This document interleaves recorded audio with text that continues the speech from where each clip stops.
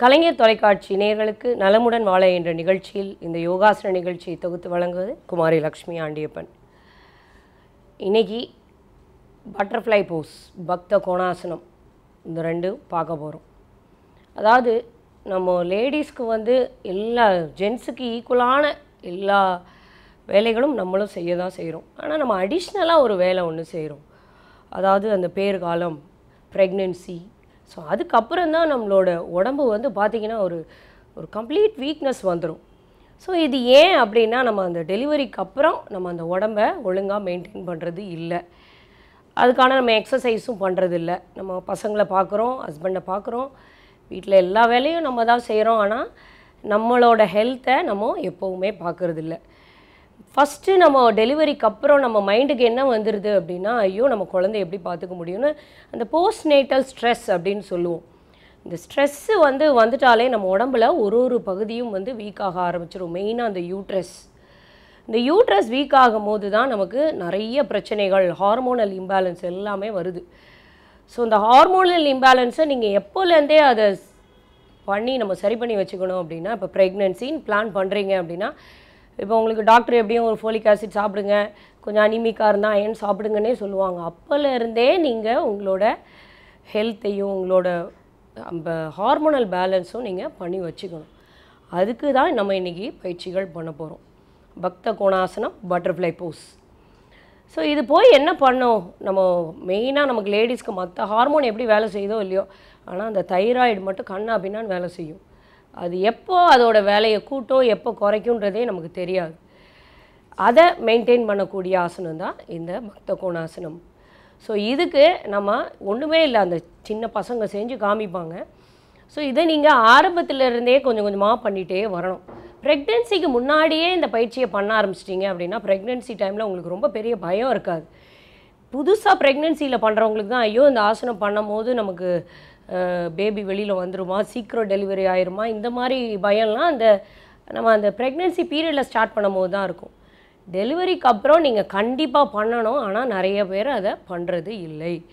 டெலிவரிக்கு அப்புறம் பண்ணும்போது தான் நம்மளோட பெல்விக் மசில்ஸ் எல்லாமே திருப்பி அதோட நார்மலாக அதோட வேலையை செய்ய ஆரம்பிக்கும். அதை நம்ம பண்ணுறதே இல்லை.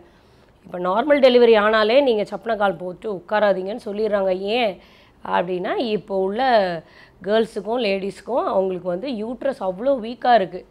அதனால் உள்ளே காற்று போயிடுது. அந்த ஸ்பிங்க்சர் மசிலோட ஆக்ஷன் அவ்வளோவா நல்லா கனமாக இல்லை. அதனால் இதை நீங்கள் ப்ரெக்னென்சிக்கு முன்னாடியிலேருந்தே பண்ணும்போது நமக்கு டெலிவரியும் ஈஸியாக இருக்கும். போஸ்ட்நேட்டெல்லாம் நம்ம ரெக்கவர் ஆகிறதும் ரொம்ப ஈஸியாக இருக்கும். இன்றைக்கி நம்ம பார்க்கக்கூடிய பயிற்சி பட்டர்ஃப்ளை போஸ், பக்த கோணாசனம். ஜெயவேல், முருகவேல் 2 பேரும் தாம்பரத்துலேருந்து வந்திருக்காங்க. இப்போ பத்மாசனத்தை கலைச்சிட்டு காலை நீட்டி நேராக உட்காரணும். நீட்டி உட்காருங்க. காலை கையை தொட மேலே வச்சுக்கோங்க. நேராக உட்காருங்க. நல்லா சத்தமாக மூச்சு இழுங்க. மூச்சு. சரி, இப்போ காலை அப்படியே பட்டர்ஃப்ளை மாதிரி வைக்கணும். இப்போ சின்ன பசங்களால் மட்டும்தான் இப்படி உட்கார முடியும். நீங்கள் பெரியவங்க இப்படி உட்காந்து பாருங்கள், நமக்கு கால் இப்படி மேலே இப்படி தூக்கிட்டு இருக்கும். நிஜமால பட்டர்ஃப்ளை பறக்கிற மாதிரியே நம்ம இருப்போம். ஏன்னா நம்ம கீழே உட்காந்து எந்த வேலைகளுமே செய்கிறது இல்லை. சின்ன பசங்களுக்கு மட்டும்தான் அந்த பெல்விக் ஏரியா. ஏன்னா அவங்க ரொம்ப விளையாடுவாங்க. அவங்க எப்படி கீழே உட்காராங்க, எப்படி ஏந்துக்கிறாங்க. ஒரு ஏஜுக்கு மேலே நம்ம கீழே உட்காந்து ஏந்துக்கிறதே ரொம்ப கஷ்டமாக போயிடும். ஸோ அந்த பட்டர்ஃப்ளை போஸில் நீங்கள் அதை ஆரம்பத்துலேருந்தே பண்ணினீங்க அப்படின்னா யூட்ரஸ் ஸ்ட்ரென்த்தனாக இருக்கும். மெயினாக இதில் நல்லா உட்காந்து சத்தமாக ஒரு 5 மூச்சு இழுத்து விடணும். கையை பிடி, நேராக உட்காரு. ஜெயவேல், நல்லா சத்தமாக மூச்சு இழுத்து விடு. இதில் சும்மா மூச்சு இழுத்து விடுறதில்ல. இந்த மூச்சு இழுக்கும் போது நம்மளோட மூலாதாரமும் சேர்த்து மூச்சை இழுக்கணும். அப்டமனோடு சேர்த்து இழுத்து வாய் வழியாக மூச்சை மெதுவாக விடணும். ஸோ இது முதல் நிலை. இதில் நீங்கள் ஒரு 10 to 20 கவுண்ட்ஸ் வரைக்கும் ஸ்டே பண்ணலாம். ரொம்ப வயசாகிடுச்சு, எனக்கு 45 வயசு ஆயிடுச்சு, 50 வயசு ஆயிடுச்சுன்னே ஒரி பண்ணாதீங்க. முட்டி வலி இல்லாத பட்சத்தில், சயாட்டிக்கா பெயின் இல்லாத பட்சத்தில் நீங்கள் இந்த ஆசனத்தை எப்போ வேணால் பண்ணலாம். காலை நேரங்களில் பண்ணுறது ரொம்ப நல்லாயிருக்கும். ஆனால் காலையில் நமக்கு பாடி கொஞ்சம் ஸ்டிஃபாக இருக்கும். அதனால் ஈவினிங்கில் பண்ணுறது நல்லாயிருக்கும். இப்போது அப்படியே முன்னாடி குனியணும். குனிங்க. முன்னாடி இப்போ உங்கள் 2 பேரும் சின்ன பசங்களாக இருக்கிறதுனால காலை தொட்டுட்டாங்க. நீங்கள் குனிஞ்சு பார்த்தீங்கன்னா தலை மட்டும்தான் மடங்கும், இடுப்பு வணங்கவே வணங்காது. ஏன்னா நம்ம பெல்விக் மசில்ஸோடு சேர்த்து இந்த முதுகெலும்பையும் வளைக்கிறோம். பெல்விக் ஏரியாவே நமக்கு கொஞ்சம் ஸ்டிஃபாக இருந்ததுன்னா முதுகு பயங்கர ஸ்டிஃபாக இருக்கும். நீங்கள் வேணாலும் உட்காந்து பார்க்கலாம்.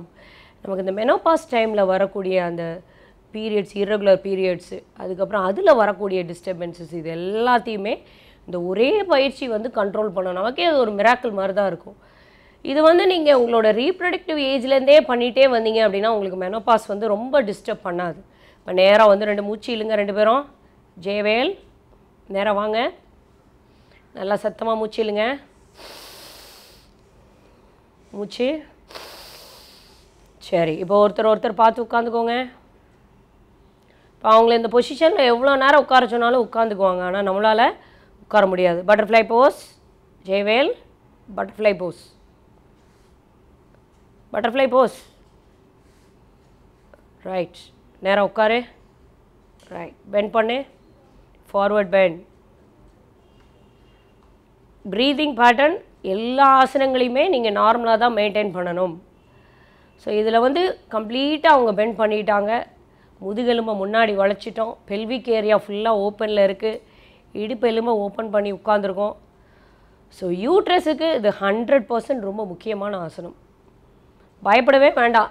மெயினாக டெலிவரிக்கு அப்புறம் நீங்கள் இர்ரெகுலர் பீரியட்ஸ் இருந்தது அப்படின்னா கண்டிப்பாக பண்ணணும். பீரியட்ஸ் அப்போ அந்த ஆசனத்தை கண்டிப்பாக பண்ணலாம். ஆனால் நம்ம பீரியட்ஸ் அப்போது ஆசனங்கள் பண்ணுறதே இல்லை. நேரம் வரணும். கை கீழே வச்சுக்கணும். சின்முத்ரா.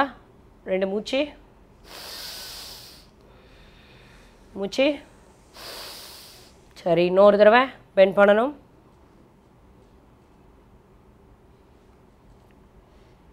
ரைட். நீங்கள் கம்ப்ளீட்டாக அப்படி தரையை தொடணுங்கிறது கிடையாது. சும்மா லேசாக குனிஞ்சு எந்திரிச்சாலே போதும். நேராக எழுந்துருங்க. நேராக உட்காருங்க. பத்மாசனம் போட்டு உட்காருங்க. நேராக பார்க்கணும். ஜெயவேல் கேமரா பார்க்கணும். இன்றைக்கி நம்ம பார்த்த பயிற்சி பட்டர்ஃப்ளை போஸ், பக்த கோணாசனம். நான் சொன்ன மாதிரி லேடிஸ்க்கு மட்டும் இல்லை, ஜென்ஸுக்கும் இது ரொம்ப முக்கியமான ஆசனம். முழுமையான பலன் நம்ம லேடிஸ்க்கு தான் இருக்குது. ஸோ இதை பண்ணுறதுக்கு பயப்படாதீங்க. ஏற்கனவே யூட்ரஸ் இறங்கி இருக்குது, எனக்கு இது மாதிரி 2 டெலிவரி நார்மல் டெலிவரி ஆகிருக்குன்றவங்க ஒரு ப்ராப்பர் கைடன்ஸோடு பண்ணுங்கள். யூட்ரஸில் எனக்கு எந்த பிரச்சனையும் இல்லை, பிரச்சனை இல்லாதவங்களும் பண்ணுறதுல தப்பு இல்லை. ஏன்னா இப்போ யாருக்கு என்ன பிரச்சனை எப்போ வருதுன்னு நம்ம சொல்லவே முடியாது. இது பண்ணும்போது உங்களோட மெனோபாசல் அந்த டிஸ்டர்பன்ஸே வராது. அதோட வேலையை ஒழுங்காக பண்ணிவிட்டு அப்படியே தன்னால் நின்றோம். நிறைய பேருக்கு இப்போ மெனோபாஸில் டிஸ்டர்பன்ஸ் வர்றதுனால தான் யூட்ரஸ் எடுத்து போடுறாங்க. அதுக்கப்புறம் கால் வலி, முட்டி வலி, வெயிட்டு போடுறது, இது எல்லாமே.